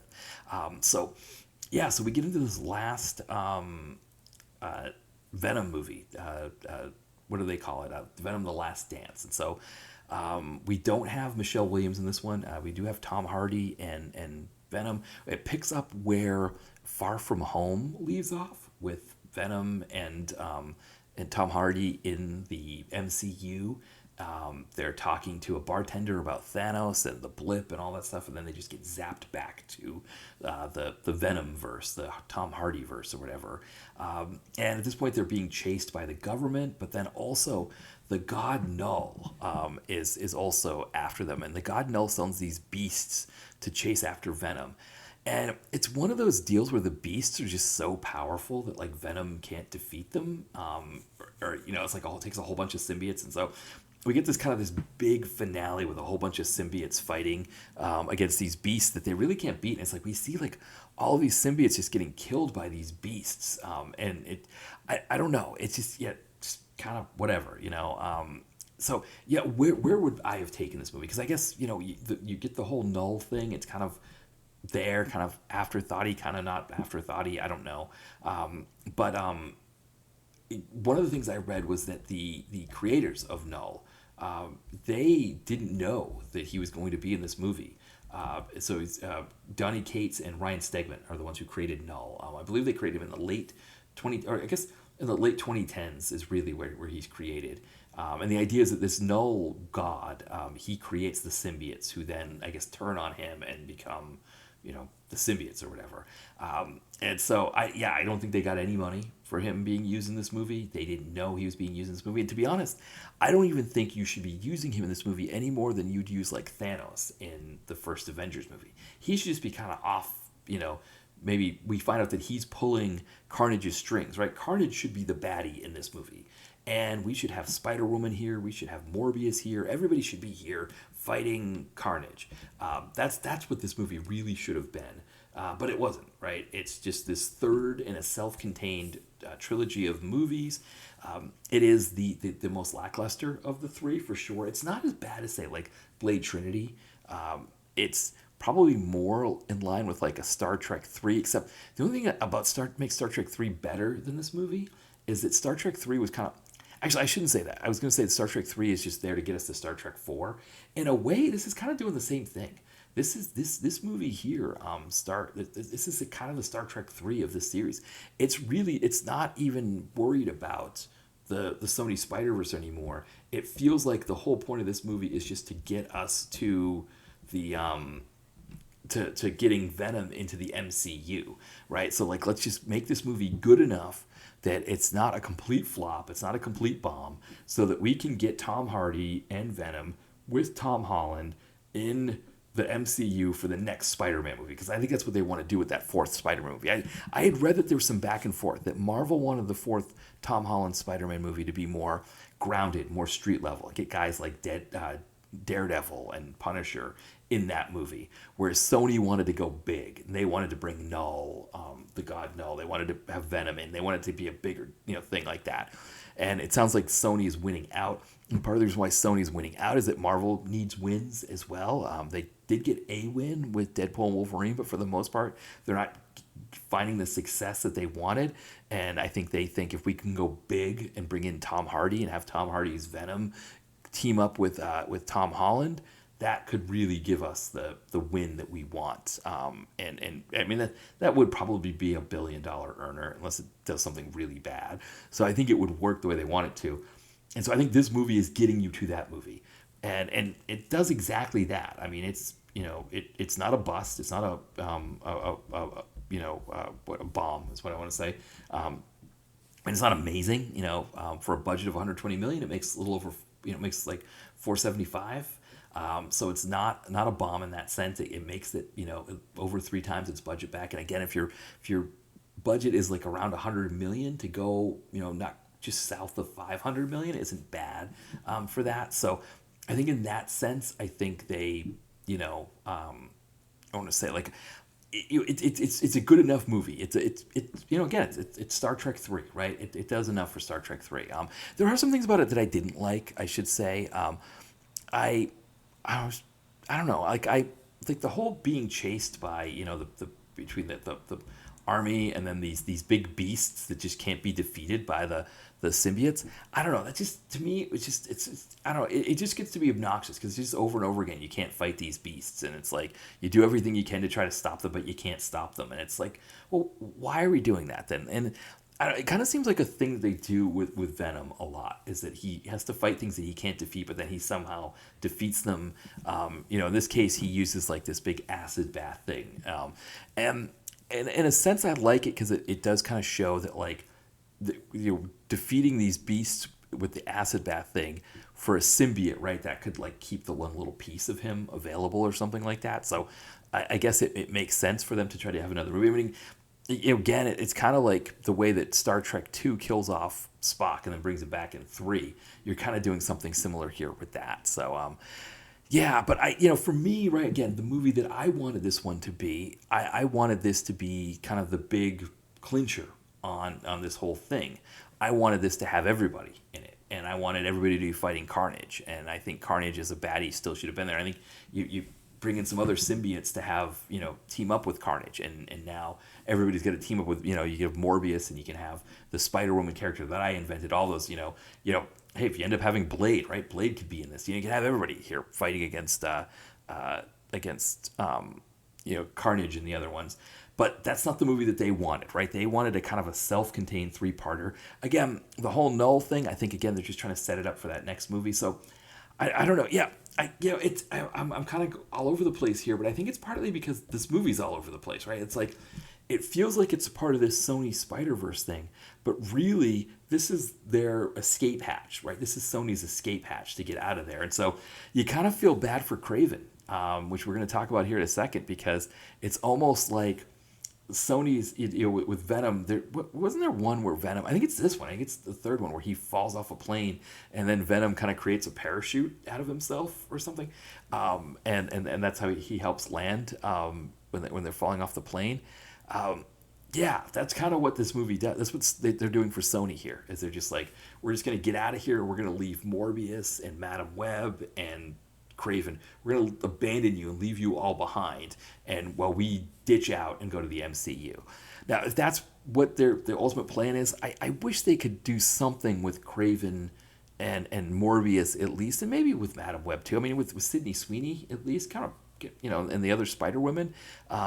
If Dakota Johnson's done, at least we know that Sydney Sweeney is under contract with Sony, I think, for whatever picture deal. Like, yeah, give her own like standalone Sony Spider-Verse movie or something, and like, okay, you want to get Venom out of there, put Venom in the MCU, that's fine. Do something with these characters. It's kind of a fun, like, Netflix, straight to Netflix kind of thing. But anyway, before we get into that, let's get into Kraven. Let's finish this thing off with Kraven. So again, Kraven has been left behind. The Venom has hit the eject button. They're out, and Kraven is on the plane that's crashing along with Morbius and Madam Web. Now, to give you a sense of Kraven, Kraven, out of all of these characters, he has the most history with Spider-Man. So his first appearance is in Spider-Man number 15 in August of '64. So now, granted, when you look at some of the other baddies, to this point, yeah, all of the other baddies except for Chameleon, right? Chameleon, who shows up at the end of Kraven. But all the other baddies have been used, right? Vulture's been used, Dr. Octopus, Sandman, Lizard, Electro, Mysterio, right? We get in Far From Home. Obviously, Green Goblin was used in the early movies. So Kraven was kind of like the last of like the old baddies to get used here. And again, the other thing I talk about with Kraven is that he, when there was the Spider-Man TV series, he could have been one of the baddies in the Spider-Man TV series. He would have been fantastic. I mean, imagine if like Burt Reynolds played him on the TV series. I was trying to think who else you could have gotten. I mean, pretty much any like heavy duty actor of that time with a mustache would have been perfect for Kraven. And yeah, just imagine. Oh, William Smith. Can you imagine William Smith? Because William Smith could pull off the vest with no shirt underneath, right? And just throw a mustache on him. He also does a good Russian accent. We've seen in his AIP films, Final Sanction, right? He's a great Russian in Final Sanction. Oh man, what a missed opportunity that would have been. Imagine William Smith fighting against Nicholas Hammond. I mean, yeah, yeah, Spider-Man TV series in the late 70s, you missed a big trick there by not bringing William Smith on and having him be your Kraven for those. I mean, you could have done a two-part one with William Smith as Kraven. It would have been amazing. But anyway, they don't do that. So the first chance that we get, first possibility of Kraven would have been in that fourth Sam Raimi Spider-Man movie happened. Kraven was going to be the baddie for that one, which makes sense, right? Because again, out of all the baddies, I mean, I guess there's some that end up getting used in the other. The Andrew Garfield Spider-Mans. But for the most part, right, that's, Kraven would have been one of the ones we were missing. So obviously that doesn't happen, right, because that movie never gets made. I don't remember if there was a talk about maybe using Kraven for the third Andrew Garfield one. I think that was a possibility, though, that they were thinking about maybe, Andrew, that Kraven would be that baddie for that movie, which again, that movie doesn't get made. And then in Black Panther, they wanted to have Kraven because there was a story arc where Kraven fought Black Panther in the comics. And so they wanted Kraven to be in that movie in Black Panther, and they were told, no, you don't have the rights to that. Sony's got that one, so you can't use him. Otherwise, we would have had him there as well. So finally, Sony decides to use him here. And I guess, Kraven, I don't know if there were times maybe where he was an anti-hero. For the most part, he was a villain. He was always a baddie. He was going around killing people. I mean, Madam Web, I think she's in the comics, she's murdered by Kraven. It might be like his wife or somebody who murders him, but there's another character, Anna Kravinoff, whom I think is the one that murders Madam Web. But he was involved, right? I mean, he's out there killing all kinds of people. So he was always a baddie. But I guess they had this idea that he would make a great anti-hero. And so they get, Aaron Taylor Johnson to play that character. And, you add in a few other ones. You had Calypso, who played, I think Calypso was like a girlfriend of his I remember her in the comics on her own, but I think she also played a partner to Kraven. She was also a baddie, but she's playing an anti-hero, or she's playing a hero really in this. And to be honest, Kraven is not an anti-hero. He's a hero too. He just kills other baddies really, but he's still a hero. There's also the Foreigner, who was kind of like a Punisher type character, but he was an assassin. But when you see him in the comics, he looks kind of like the Punisher. And the thing about him was that he could hypnotize people. And so the way that comes off in this movie doesn't look great at all. But I should say, this movie, again, is another one that has probably a higher floor. I would say out of the 6, this is maybe the one. I don't know if I would say this is the worst one. Because it has some fun action moments. There's some sequences, like there's a sequence where Kraven is trying to chase, because they've captured his brother. The baddies have captured his brother, so he's chasing after them. And I mean, that scene looks really nice, where he's kind of smashing through their cars and jumping on, stuff like that. I mean, some of it is some bad CGI as well, but for the most part, it looks exciting enough. Aaron Taylor Johnson as the hero. So, okay, some of it looks good, right? Some of it he works. But there's parts where he's like jumping around buildings. This is maybe something I should have brought up in some of the other movies.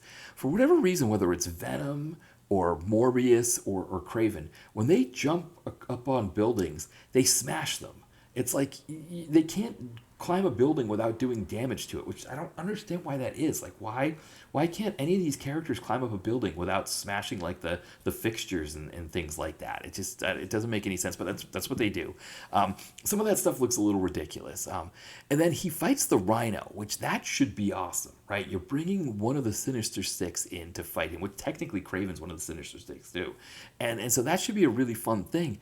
But the way he defeats him, for whatever reason, Kraven, or the Rhino, like he has this like fluid that he injects into himself that like keeps him from being the Rhino. So he only turns into the Rhino when he absolutely has to. And so Kraven like stabs him in the little hole that he gets the fluid in. So I kind of feel like to be honest, it was like part and parcel with the rest of these movies, where it's just like afterthought kills of baddies, right? Like, Venom in the very first movie, right? Afterthought killing Riot by just blowing up the ship he's in. It's kind of the same thing. But there's also some good stuff. Like, I love the way he kills Russell Crowe, his dad, way he kills him, which is he just like takes the bullets out of his gun and then has a bear show up. Now, so another piece of this is we don't know if Kraven can talk to animals or not. Because again, his character in the book in the comics, he's killing animals. But again, I think there's like another like I don't want to say like Beastmaster kind of vibe here, where he's talking to animals and having them run to him, and that it does look a little silly. It is a little bit of obnoxious there. I mean, you talk about a movie that's an afterthought movie. I mean, I don't know that $100 million movie could be an afterthought movie, but that's kind of what we get here. This movie is.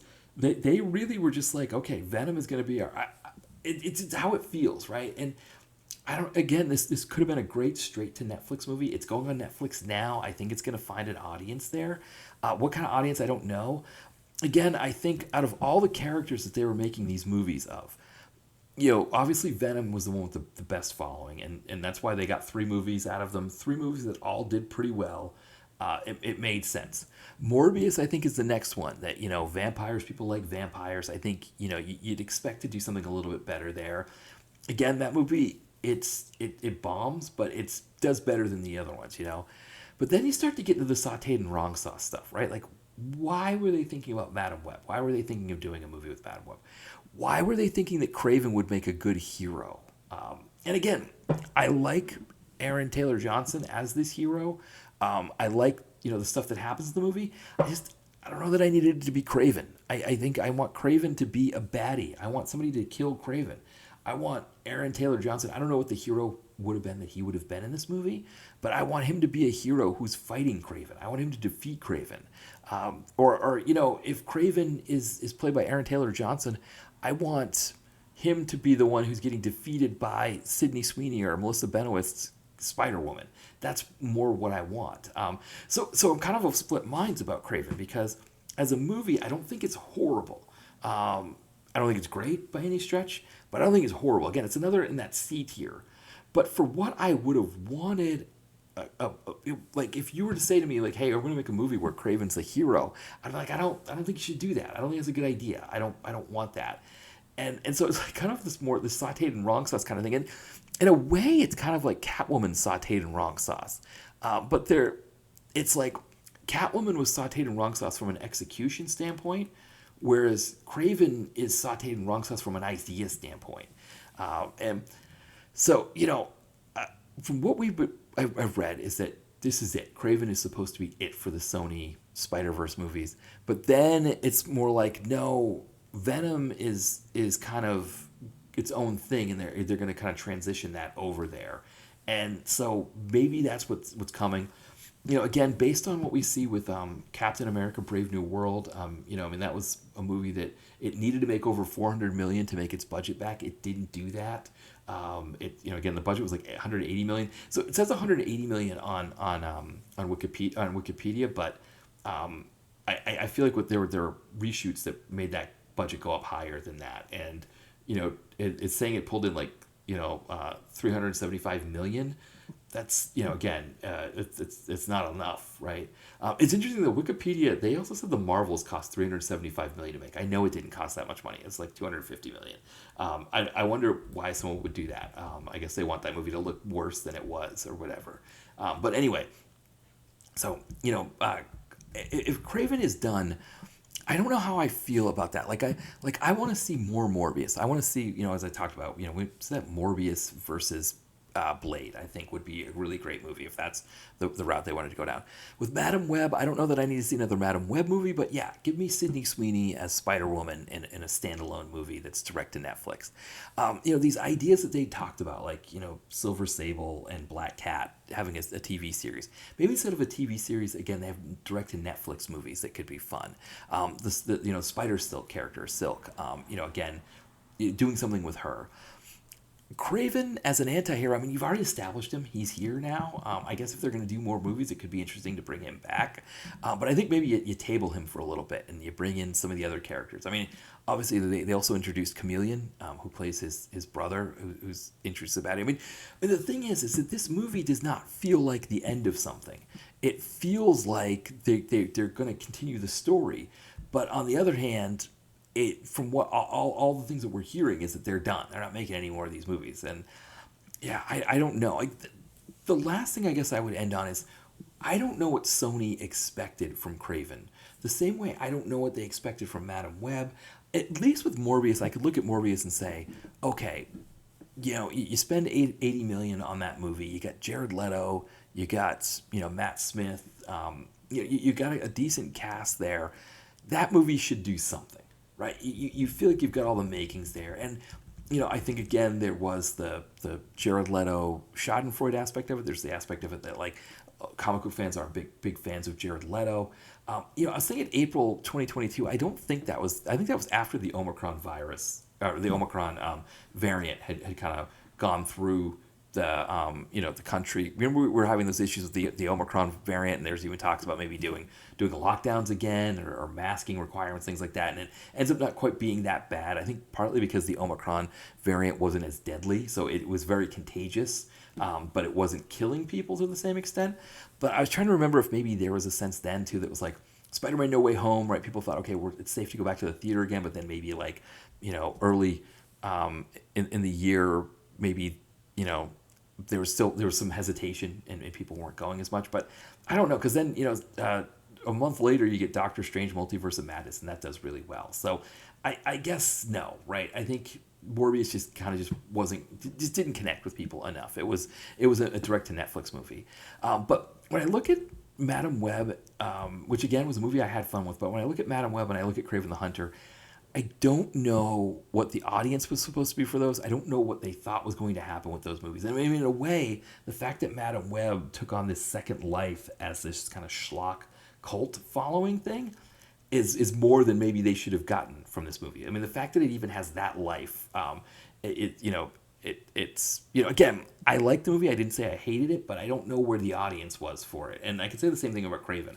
I don't know where they thought that the money was going to come in for that. And I mean, that one really they really took a haircut on that one. I mean, the budget was 100. I mean, what you're spending 110 million on for a Kraven movie? I think part of it maybe was reshoots and stuff like that too. I think there were issues with them making this one during the strike period as well that they ran into problems with. But yeah, just doesn't do well. So. I think as we're wrapping up here, I think the thing to take away from this, I mean, there's a few things, right? I mean, obviously the biggest thing is that this has kind of been a joke for Sony for a while, right? This idea of a Spider-Man universe without Spider-Man. And as we talked about, they didn't necessarily know that that's what they were doing, right? That when they went in on the Venom movies, they thought we're going to have Spider-Man in some capacity. And, but, it didn't happen. And so these movies were kind of all over the place. But this is probably what this for the joke that it became, this Sony Spider-Verse movies without Spider-Man. It kind of ends that way. These are the movies that you would expect kind of from that. Now, granted, the Venom movies aren't as bad as the other three, and again, none of these movies are the kind of duds that people are exactly putting them out there to be. But by the same token, like, why they were made, in some cases you're kind of like, why are they made at all? And it's almost like they're metaphors for that. Like, if you were going to say to me, Matt, I'm going to make a Spider-Man universe without Spider-Man in it, I'd say it's probably not a good idea. Maybe that's not the thing to do. And even the ideas that I came up with, I think, to salvage something out of it, they're probably direct to Netflix ideas, right? They're probably not, going to bring you home like a lot of money. But the other thing is this whole set starts out with a bang with that first Venom movie, and I think they thought they would just grow from there, and instead it went the other way. None of the movies ever touched that movie again. They never came within 300 million of that movie, and in fact, in many cases they were a lot worse than that. And so I think the other thing too is we talked about the Kevin Feige run with the Marvel Cinematic Universe, the first three phases, and I think again this movie shows that that Marvel, cinematic, the first three phases of the Marvel Cinematic Universe, they're the exception that prove the rule. That this kind of thing is not easy to do. I think, again, the other thing too I would say is, looking at another series, like, I think going back to Star Trek, this could draw some comparisons to Star Trek. I mean, the numbers of where they're off are a little bit different, but I think Venom in itself is almost like its own Star Trek 1, 2, and 3. But looking at these 6 movies, yeah, it's I think they could have maybe borrowed from Star Trek and maybe seen what Star Trek was doing and played it out the same way. I mean, they had a better first movie than Star Trek did, but Star Trek had a better second movie, and I think they could have looked at Star Trek Wrath of Khan and they could have done some things similar to Wrath of Khan to make that. Let There Be Carnage be an even bigger win, and maybe that develops more momentum that gets that Morbius movie a little bit more love. But then I don't know what you do with Madam Web. If you're going to make Madam Web the way they made Madam Web, I think this thing was destined to kind of drop no matter what. Again, as much fun as you can find in Madam Web, there's just too much sauteed and wrong sauce here. But it is, I think, for people looking for kind of a fun binge. It is a fun binge. I don't know if I would do it alone like I did it. I think it's probably more of a fun like group binge. And I don't know that you do all 6 at once. I think you kind of spread them out over a period of time. Maybe get some friends together and you do them a couple movies at a time. But this is a fascinating group of movies to watch. You get some really good ones. You get some real duds. But even the duds have a watchability factor to them that makes them worth checking out. So, so maybe we'll leave it there. I mean, I don't regret doing this. I had fun with these movies. I hope eventually they're all on Netflix soon. And I do hope that some of these characters get revisited with Sony and their new partnership with Netflix.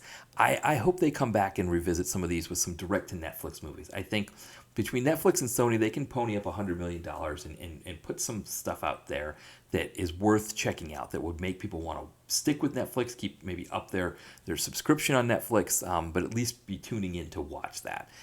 So maybe there's some hope for some of those things to happen. And who knows, maybe Sony execs will listen to this and be like, hey, Matt had some good ideas here. Why don't we kind of run with some of those? But we'll see. But anyway, why don't we wrap this up here? Check me out, of course, Direct Video Connoisseur, dtvconnoisseur.blogspot.com. That's the site. That's where you can find links to everything. My newest novel, our newest book, Nadia and Aiden's, available on Amazon and Kindle Unlimited in paperback. Also, Bainbridge, my short action novel, Kindle Unlimited. You can also get that on paperback as well, but hopefully soon we're going to have a new version of that out, a new paperback version. So that's a little bit easier to. It's going to have at least you can put it on your bookshelf and have the title on the spine, because the current version is too small to have a spine, I discovered. So but still can get that Kindle Unlimited as well. So definitely pick those up. But yeah, I kind of went on a lot longer than I thought with these movies. So why don't we wrap this here? So thank you everybody for listening, and we'll be back soon. Bye.